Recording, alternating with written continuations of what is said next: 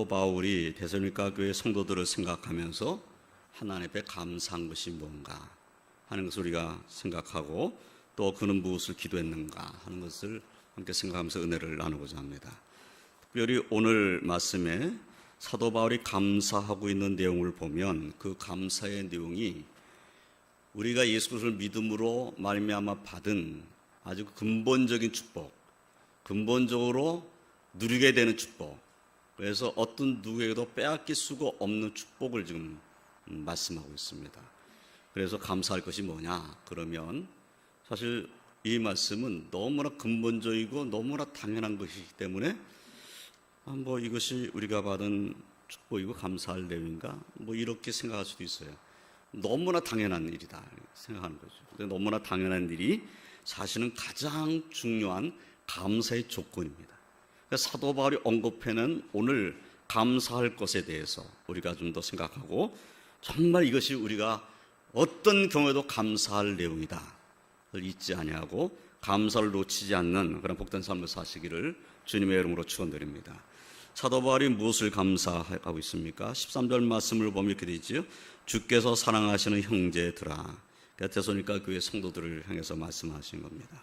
우리가 항상 너희에 관하여 마땅히 하나님께 감사할 것은, 그러니까 너희를 향해서 너희 때문에 감사할 것이 뭐냐 이것을 말하는 거죠.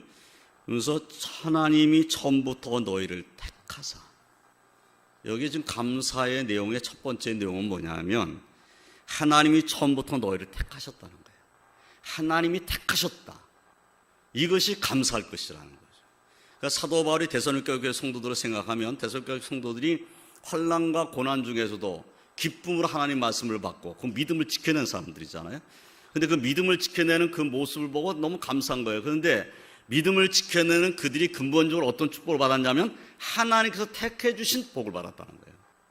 그것으로 인해서 감사하다. 그것이지요. 에베소서 1장 3절부터 6절까지의 말씀을 보면 한번 우리 찾아보겠습니다. 에베소서 1장,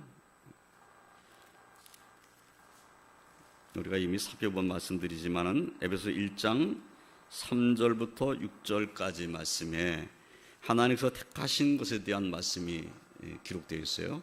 우리가 택함 받은 축복을 받은 자다라는 것을 말씀하는 내용이죠. 3절부터 6절입니다. 에베소 1장 3절 6절 우리 한 절씩 교독하겠습니다. 찬송하리로다 하나님 곧 우리 주 예수 그리스도의 아버지께서 그리스도 안에서 하늘에 속한 모든 신령한 복을 우리에게 주시되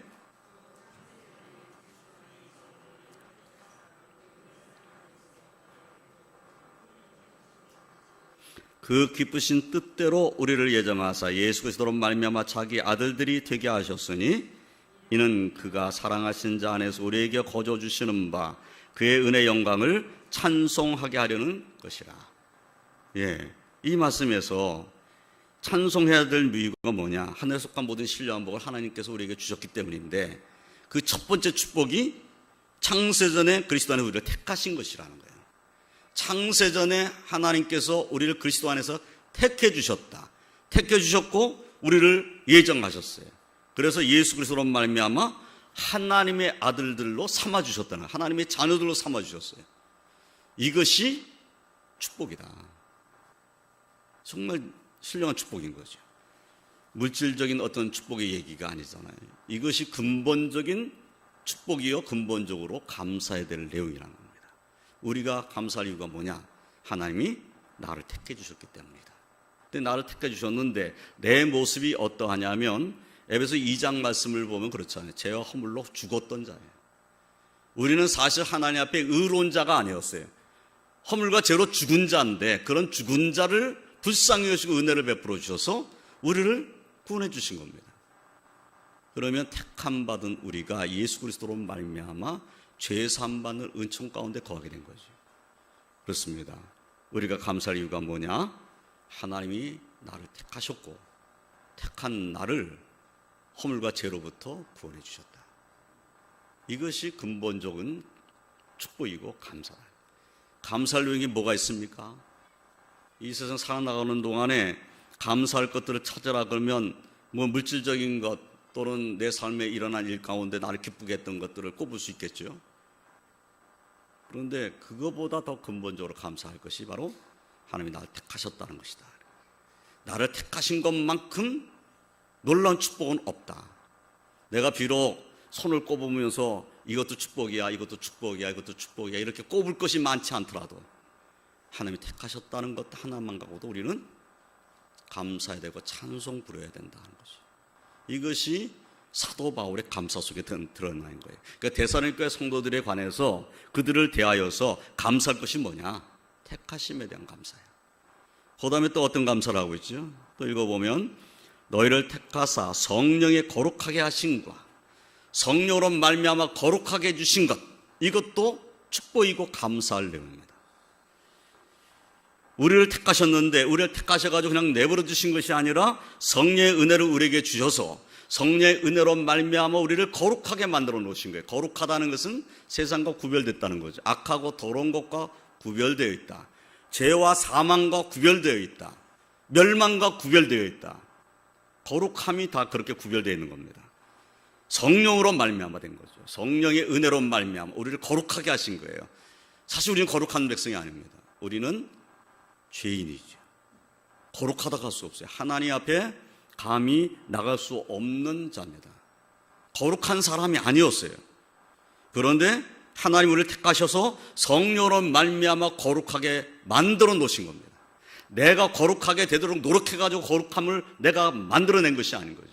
내가 스스로 거룩을 만들어서 내가 뒤집어 쓰고 앉아가지고 나가 거룩하다 이렇게 말할 수 없어요. 되지가 않는 겁니다. 거룩은 하나님께서 주신 겁니다. 성령으로 말미암아 우리에게 주신 겁니다. 예수님의 보혈로 말미암아 죄 씻음 받아서 거룩한 자가 된 거예요. 예수 그리스도의 은혜가 없고 성령의 은혜가 없으면 우리는 거룩하게 될 수가 없습니다. 그래서 거룩하게 된 것 자체가 이미 축복인 거죠. 그리고 감사할 것입니다. 그러니까 데살로니가 교회 성도들이 사실은 핍박받고 고난받고 그런데도 그들이 기뻐하면서 하나님을 섬기는 이유가 어디 있는가? 이 진리를 깨닫기 때문이 아니겠는가 하는 거예요. 그 고난받는 성도들이, 그 초대교회 그 고난받는 성도들이 고난받으면서도 어떻게 기쁨으로 하나님 말씀을 받을 수 있었을까? 이 감사를 알고 있기 때문이었다 하는 것을 우리가 깨달아야 됩니다. 그러니까 사도 바울이 데살로니가 교회 성도들을 관하여서 생각해 볼 때 이것이 감사할 일이라는 거예요. 하나님께서 데살로니가에서 하나님의 백성을 택해 주시고 그를 성령으로 거룩하게 해주신 것, 정말 감사할 일이다. 또 하나 더 말씀을 보면 진리를 믿음으로 구원을 받게 하심이니, 감사하는 것이 택하심, 성령의 거룩하게 하심, 그리고 진리를 믿음으로 구원을 받게 하심. 진리를 믿음으로 구원을 받게 하신 것도 하나님께서 주신 축복이고 감사할 내용입니다. 그렇습니다. 사실은 우리는 어떤 사람들입니까? 하나님 앞에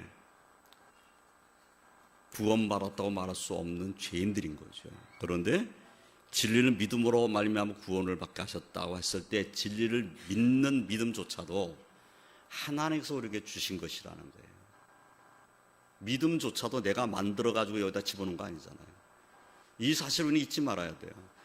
우리가 믿음을 갖고 있는 것, 예수님을 구주로 영접해서 믿고 있는 것, 이조차도 은혜로 내게 주신 거다. 내가 세상적인 이성을 가지고 세상적인 생각을 가지고 생각해 보면 예수님이 나를 구원해 주셨다, 예수님 십자가의 보혈이 내 죄를 씻어줬다, 이렇게 믿어지기가 힘든 일입니다. 이것이 많은 믿지 않는 사람들이 그 얘기를 하는 거예요. 2000년 전에 죽은 예수가 어떻게 우리를 구원한단 말이냐? 그 예수의 피가 얼마나 많길래, 얼마나 많이 흘렸길래 그 피로 모든 그 오고 오는 모든 세대의 사람들을 구원한단 말이냐? 그 피로 누구를 깨끗하게 한단 말이에요? 이런 식으로 얘기를 하는 거예요. 예수 그리스도의 구원의 은총, 예수님의 십자가의 보혈, 예수님이 우리에게 베풀으신 그 놀라운 사랑, 이것에 대해서 사람들이 인정하지 않으려고 하는 거예요. 그런데 우리는 어떻게 이것을 인정하고 받아들이고 믿고 있냐? 하나님의 은혜가 아니었다면 우리도 믿음을 가질 만한 사람이 아니라는 거예요. 이 사실을 인정해야 됩니다. 하나님의 은혜가 우리에게 임하였고 우리의 마음이 감동되고 그래서 예수 그리스도를 믿는 믿음이 우리 안에 충만해진 거예요. 때로는 우리가 연약해서 의심도 하지요. 또 불평도 하지요. 그래서 막 흔들리기도 하지요.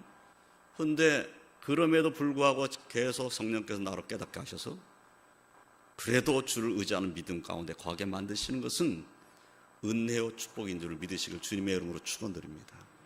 나로 믿게 해주셨구나. 믿게 해주셨구나 하는 것이 축복인 겁니다. 내가 믿었다. 이거보다도 믿게 해주신 거예요. 믿게 해주셔서 믿는 겁니다. 하나님께 주신 은혜가 우리 안에 있다는 사실을 항상 감사하시길 주님의 이름으로 축원드립니다. 우리 또한 진리를 믿음으로 구원을 받게 됐습니다. 진리 자체가 예수님이죠. 예수님께서 말씀하신 내가 곧 길이요 진리요 생명이라고 말씀하셨어요. 예수님으로 말미암지 않고는 하나님 나라에 들어갈 사람이 아무도 없습니다. 주님이 하신 말씀이에요. 진리를 믿는다는 것은 곧 예수 그리스도를 믿는 겁니다. 진리가 무엇이냐라고 묻으면 진리는 예수 그리스도를 믿음으로 말미암아 죄 사함 받고 구원받는 것이 진리다. 이렇게 말하는 거예요. 뭐 세상에 진리가 많이 있겠죠. 우리가 생각할 때 해는 동쪽에서 서쪽으로 진다. 이것도 진리잖아요. 옛날에는 그렇게 생각하지 않았지만은 지금은 지구가 태양 주위를 돌고 있다. 이것도 우리가 의심하지 않고 진리로 받아들이잖아요. 우리가 정말 태양이 그 가운데 있고 지구가 돌아가고 있다는 것을 여러분 느껴서 아는 겁니까? 어떻게 아시죠? 지구가 태양 주위를 돌고 있다는 것을 어떻게 아십니까? 보셨어요? 여러 가지 증거를 가지고 그럴 것이다라는 것을 알아가는 거죠. 과학자들이 그렇다고 얘기하니까 그런 거잖아요. 여러분 지구가 둥글다는 것을 어떻게 아시죠? 옛날에는 그냥 네모 반듯하다. 그래서 끝까지 가면 그냥 떨어진다. 그래가지고 끝까지 못 간다고 생각했었잖아요. 그런데 지구가 둥글다. 우리가 어떻게 그것을 알죠? 네. 어떤 사람들은 그 사진 보고 알아요. 지구 바깥으로 나간 사람들이 지구 사진을 찍어서 보내잖아요. 정말 지구가 너무 아름다운 별이에요. 누가 증거해 준 거죠? 과학자들이 증거해 준 거예요. 우리도 지구가 둥글다는 것을 어떻게 알죠? 배가 저 바다 끝으로 가가지고 배가 아래부터 사라지는 거야. 그래서 돛대가 사라지는 겁니다. 그걸 보면서 지구는 둥글구나. 이렇게 넘어가는구나.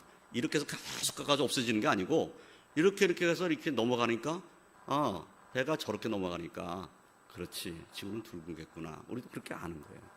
그런데 이제는 더 확실해지잖아요. 더 확실해져요. 자, 이것도 진리예요. 그런데 그걸 안다고 해서 구원받습니까? 우리 영혼이 구원받나요?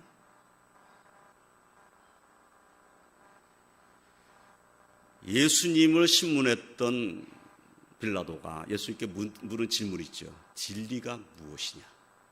진리가 무엇이냐? 진리는 예수님을 믿음으로 말미암아 하나님 나라에 간다는 것이 진리입니다. 다른 어떤 진리를 안다고 해서 그 진리를 알아서 천국 가는 사람은 없어요. 과학적인 지식은 쌓을 수 있습니다. 과학적인 지식을 가지고 있다고 천국 가는 거 아닙니다. 과학적인 진리를 얻을 수 있습니다. 동쪽에서 해가 떠서 서쪽으로 진다. 그거 뭐 안다고 해서 천국 가는 거 아니잖아요. 그거 가지고 천국 갈 수는 없잖아요. 그래서 하나님 앞에서 진리가 무엇이냐는 질문은 구원받는 진리가 뭐냐 하는 거예요. 구원받는 진리가 뭐냐. 그런데 그 구원받는 진리는 예수님이 하나님의 아들이신데 그분이 이 땅에 오셔서 죄 없는 그분이 십자가에 달려 돌아가셔서 그가 흘리신 보혈이 우리의 죄값을 치는 보혈이다. 그래서 예수를 믿는 사람은 천국 간다. 죄 사함 받고 천국 간다. 이것이 우리를 하나님 나라에 보내는 진리라는 겁니다. 그래서 진리를 믿음으로 구원받게 하심이니 했을 때 진리는 복음 진리를 말하는 거죠. 저와 성도님들은 이미 복음 진리를 받은 사람들. 데살로니가 교회 성도들에 대해서도 사도 바울이 감사하는 것은 그들이 진리를 믿음으로 말미암아 구원받은 자가 되었기 때문인 거죠. 오늘날 우리도 감사할 이유가 뭐냐? 우리가 하나님 앞에 감사할 이유가 뭐냐고 물었을 때 물론 내가 부족한 것도 있고 연약한 것도 있어요. 그런데 감사할 것은 진리를 믿는 믿음을 하나님께 내게 주셔서 그 믿음으로 말미암아 내가 구원받았다는 겁니다. 그렇습니다. 우리가 받은 구원은 값으로 환산할 수 없습니다. 이것을 어떻게 다른 말로 표현할 수 없어요. 구원받은 이 축복, 구원받은 자의 감사를 무엇으로 다 이게 표현을 해가지고 하나님께 영광 올려드릴 수 있겠습니까? 우리는 표현력이 부족한 거예요. 어떻게 감사를 다 할 수 있어요? 어떤 찬송을 부르면 이 구원해 주신 은혜에 대해서 우리가 정말 하나님 앞에 올릴 만한 찬송 다 올렸다고 할 수 있을까요? 없습니다. 세상 언어로, 우리가 가진 언어로 아무리 하나님 앞에 찬송 드려도 부족하다는 거예요. 우리가 하나님 앞에 아무리 감사드려도 그것으로 부족해요. 왜냐하면 예수 그리스도의 은혜가 아니었다면 우리는 지옥 갈 사람이기 때문입니다. 영원한 형벌 가운데 거할 사람인데, 그런 사람들이 지금 택함 받았고 성령의 거룩하게 하심을 받았고 진리를 믿음으로 말미암아 구원을 받았으니 이보다 더 큰 축복은 없다는 거죠. 이보다 더 감사할 내용은 없다는 겁니다. 나는 감사할 것이 없어. 몇 년을 예수 믿고 왔지만 내가 감사할 조건이 별로 없는 것 같아. 이 땅에 사는 날 동안에 내가 누리지 못한 것으로 인해서 감사할 것이 없을 수도 있어요. 그런데 그런 모든 물질적인 것, 세상적인 것, 내 육신의 목숨과 관련된 것, 이런 것 다 없다 할지라도 지금 우리가 받은 이 영혼의 축복은 감사할 가장 중요한 조건이라는 겁니다. 이것이 기독교의 근본적인 믿음입니다. 비록 내가 가진 것이 없어도, 내가 비록 건강하지 못해도, 내가 정말 하나님 앞에 부족한 것이 많다 할지라도 그래도 감사할 것은, 그래도 하나님 앞에 내가 받은 축복은 오늘 이 말씀 이 세 가지만 생각해도 우리는 큰 축복을 받는 거예요. 택하심, 거룩하게 하심, 구원을 받게 하심. 이것을 우리 삶의 가장 중요한 감사의 조건이다 생각하고 감사하며 사시길 주님의 이름으로 축원드립니다. 사도 바울이 그것을 우리에게 지금 알려주고 있는 것이죠. 14절 말씀에 보면 이를 위하여라는 것은 택하심과 거룩하게 하심과 진리를 믿음으로 구원받게 하심을 위하여 우리의 복음으로 너희를 부르사 우리 주 예수 그리스도의 영광을 얻게 하려 하심이니라. 사도 바울이 뭘 굉장히 원하고 있었는가 하는 것을 다시 알 수가 있죠. 복음을 전해서 복음으로 너희를 부르셔서 우리 주 예수 그리스도의 영광을 얻게 하려 하시는 그 은혜 때문에 나는 감사한다. 좋습니다. 오늘날 우리들도 이러한 감사로 하나님께 영광 올려드리는 삶을 살아야 될 줄로 믿습니다. 16절 이하의 말씀은 기도죠. 축복입니다. 우리 주 예수 그리스도와 우리를 사랑하시고 영원한 위로와 좋은 소망을 은혜로 주신 하나님 우리 아버지께서 너희의 마음을 위로하시고 모든 선한 일과 말에 굳건하게 하시기를 원하노라. 축복이죠. 축복인데 앞에 있는 감사할 것들, 감사하고 있는 내용, 이것을 먼저 깨닫게 하신 다음에 그 다음에 위로의 말씀을 한 거예요. 그러니까 사실은 고난받는 성도들, 정말 힘들게 믿음 생활하고 있는 성도들에게 너는 감사할 조건이 이것이 있다 라고 가르쳐 주고 나서 그 다음에 위로해 주는 거죠. 우리 주 예수 그리스도와 우리를 사랑하시고 영원한 위로와 좋은 소망을 은혜로 주신 하나님 우리 아버지께서, 하나님에 대한 설명을 앞에다가 많이 길게 붙였잖아요. 그 설명을 보세요. 우리를 사랑하시고, 우리를 사랑하신 하나님이시라는, 우리를 사랑하신다. 그리고 영원한 위로를 우리에게 주시는 분이시다는 거예요. 그 다음에 좋은 소망을 은혜로 주신, 좋은 소망을 은혜로 주셨다. 좋은 소망이 뭡니까? 좋은 소망은 하나님 나라에 대한 소망입니다. 이 땅에 있는 소망이 아니고, 이 땅에 써질 것에 대한 소망이 아니고, 이 좋은 소망이라는 것은 하나님 나라에 대한 소망인 거죠. 하나님 나라에서 누리게 될 것에 대한 소망, 그 소망을 은혜로 주셨다는 겁니다. 우리에게 은혜로 주셨어요. 우리에게 있는 모든 것은 사실은 그래서 은혜가 아닌 것은 없습니다. 생각해 보세요. 뭐가 은혜가 아닌 겁니까? 은혜로 다 우리에게 주신 거예요. 은혜가 없으면 우리는 아무것도 없는 자입니다.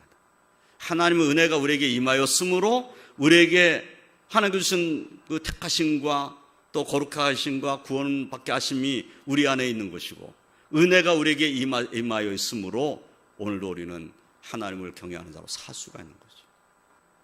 하나님 우리를 위로하시고 우리에게 은혜를 주셨는데 그 은혜에 우리는 감사하며 살아야 될 것입니다. 그래서 17절에 기도 제목은 이거예요. 너희 마음을 위로하시고 모든 선한 일과 말에 굳건하게 하시기를 원하노라.